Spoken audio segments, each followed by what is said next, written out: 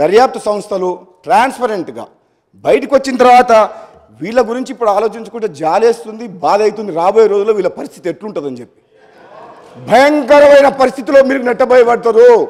మీరు చేసిన తప్పులు మామూలు తప్పులు కాదు. ఈ రాష్ట్ర ప్రజల జీవితాలతో ఆడుకొని ఎన్నో ఆశలతోటి ఆత్మ బలిదానంతో వచ్చిన తెలంగాణని అప్పులపాలు చేసి ఈయన అంటాడు మన మంత్రి గారు, మాజీ మంత్రి గారు కిరసనాయిల దీపంలో చదువుకున్నంట.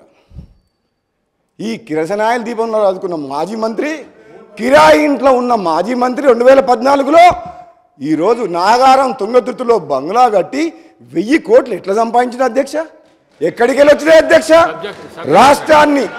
రాష్ట్రాన్ని అప్పుల్లోకి నెట్టేసి, ఈ పవర్ మినిస్టరు విద్యుత్ సంస్థలను అప్పుల్లోకి నెట్టేసి, ఈయన మంత్రిగా మాత్రం భూములు, ఇసుక మాఫియా 1000 కోట్లు దోసుకున్న చరిత్ర ఈయనది మాకు చెప్తున్నా అధ్యక్ష.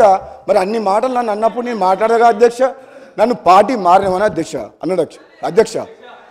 ఈ పార్టీలో ఉన్నా ఆ పార్టీలోకి పోయినా ప్రభుత్వ వ్యతిరేకంగా పోరాటం చేసి నా ఆశయం లక్ష్యం ఒకటే అధ్యక్ష, ఈ కుటుంబ పాలన పోవాలి, నియంత పాలన పోవాలని తెలంగాణ సమాజం మొత్తం తెలంగాణ ఇచ్చిన కాంగ్రెస్ పార్టీ వైపు చూస్తే మళ్ళీ కాంగ్రెస్ పార్టీకి వచ్చిన మీకు అర్థం కాలేదా?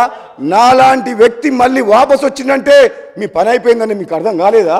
నేను వచ్చిన తర్వాత మీరు అటుపక్క పోయిన మాట మర్చిపోకండి. పార్టీ మారింది ప్రజల కోసం.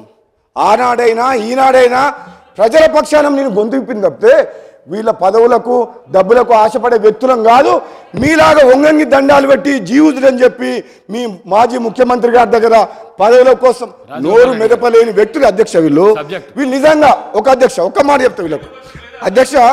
ఈరోజు విద్యుత్ సంస్థలు కానీ, నీటిపారుదల ప్రాజెక్టులు కానీ ఈ మంత్రివర్యులు, ఈ ఎమ్మెల్యేలు, అధికారులు ధైర్యంగా మాజీ ముఖ్యమంత్రి గారి దగ్గర ధైర్యంగా చెప్పలేకపోయారు కాబట్టి ఈ అనర్థం జరిగి ఈ రాష్ట్రం అప్రపాలైంది. మీకుందా ఆ ధైర్యం?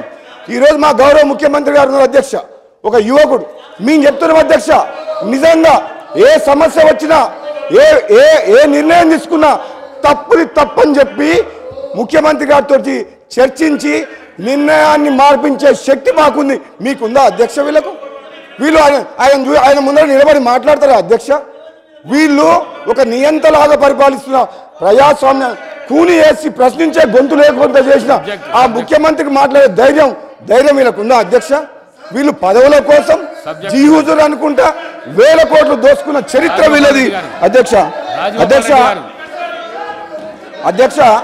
వీళ్ళు